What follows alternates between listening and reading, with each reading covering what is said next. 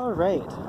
Well, it is April 1st, same date that King James, the first contract between a Native American nation and King James was signed on this date. Trying to remember the name of the native tribe. It's in my piles of research somewhere. And it's the same date that Sacred Stone was founded. First campers came down here, and first water protectors came to the land here. And this is 1 year ago today. It's the same day that Todd Sando of the North Dakota State Water Commission, the former state engineer who resigned about 3 weeks prior to signing the authorization of a sovereign land permit, which permitted the Dakota Access Pipeline to be drilled beneath beneath Lake Oahe, between Morton and Emmons County, and up in the north part of the county, I think it's Williamson County up there as well. So there was 2 sovereign land permits because, again, the pipeline crosses the waterway in 2 places, endangering the waterway in 2 places. And he signed that sovereign land permit because it was a permission to drill through the land underneath the water about 92 feet. That's why it's called a sovereign land permit, because it doesn't go through the water, it goes beneath the water through the land. That's why it's called the sovereign land permit. So 1 year ago today, he authorized that, and then later on, July 25th, is when John Henderson authorized the pipeline to be drilled through the drilling on either side of that of the river. So he authorized what was called in the contract federally owned land. But as the tribes and the federal government are supposed to have what's called a guardian ward relationship, it wasn't federally owned land, it's technically federally managed land. And so there's a big difference there, because what John Henderson said, that they could drill through federally owned land, it wasn't federally owned, it's federally managed through a trust.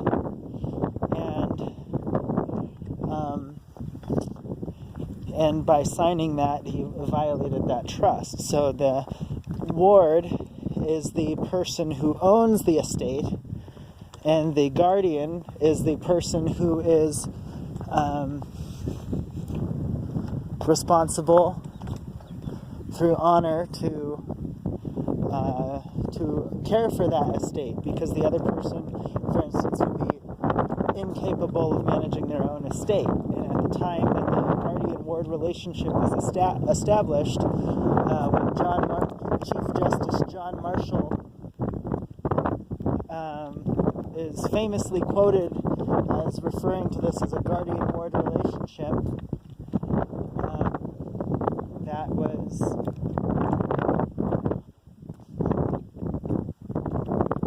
established in I guess, United States law, or the International Trust Agreement. So because the tribes at the time were not knowledgeable in the way that people of European descent handled legal situations, because they didn't have the power of written word at the time, or the knowledge of written word at the time, that was basically how Native people were in an education process to learn how and why the law is designed. That's why that guardian ward relationship was established at the time, so that that knowledge could be disseminated, and then eventually, as our relationship as a people was supposed to be managed in a really good way, as that continued, then the tribes could manage their own estates once that full knowledge was available. So that way it would help protect, keep legal definition, and a strong respect for civil rights. And that appears to be what the goal was at the time. So, but you can see here at Sacred Stone, here's the yucca plant, a different species than we have out in California. But you'll see there's quite a bit of garbage just strewn about. So it looks like the property of Sacred Stone, Camp of the Sacred Stones, was taken. However, the bits of garbage and whatnot, it doesn't look like the people who were, quote, cleaning up after the water protectors were focused so much on cleaning the property as much as they were about taking what wasn't theirs. So the Brave Bull family still are the landowners of this whole piece here. However, it was made to appear as if the Brave Bull family were not the legitimate landowners, when suddenly persons surrounded Mrs. LaDonna Brave Bull in the Prairie Knights Casino.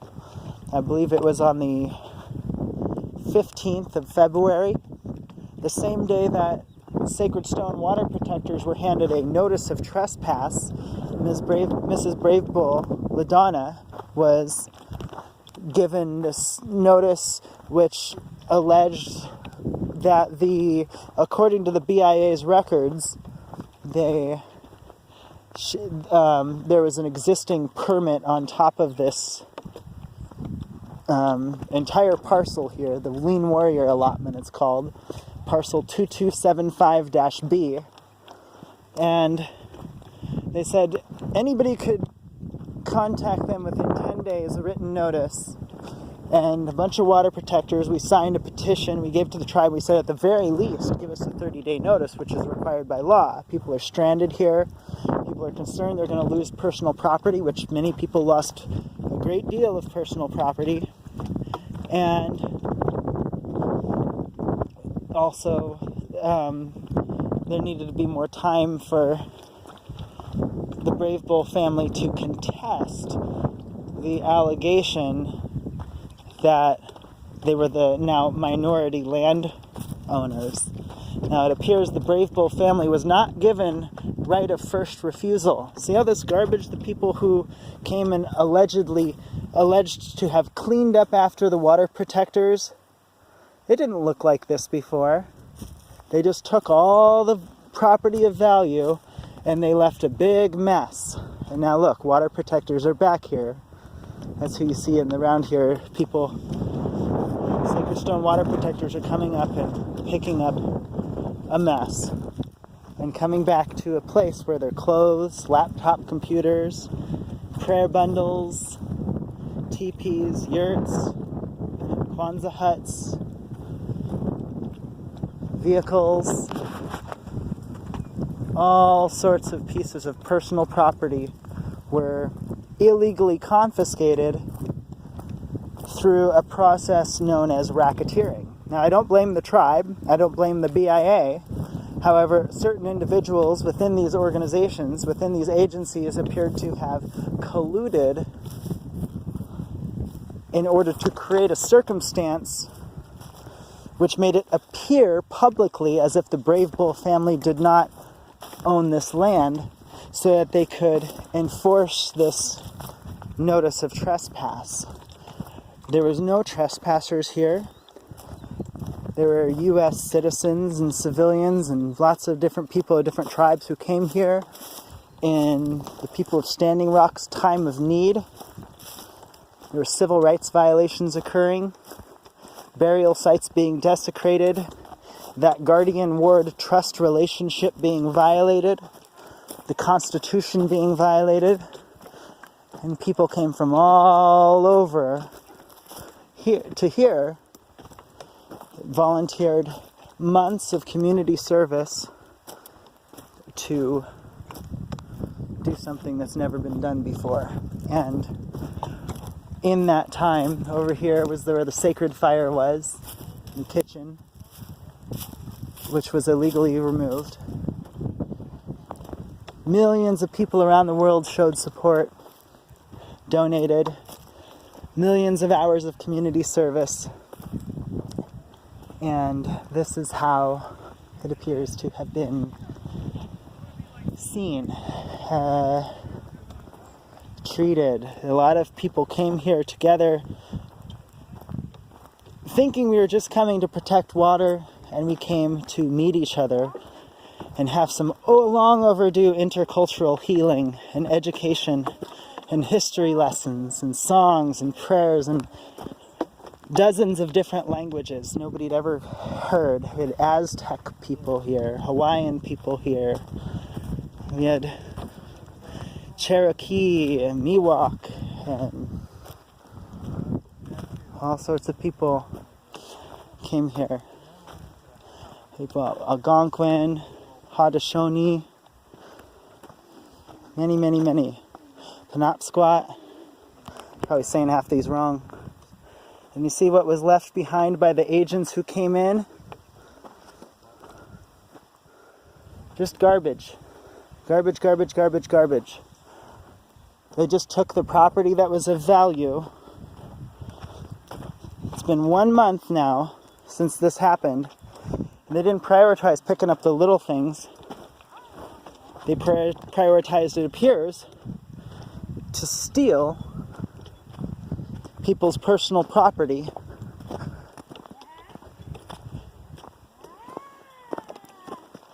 due to some racketeering which occurred.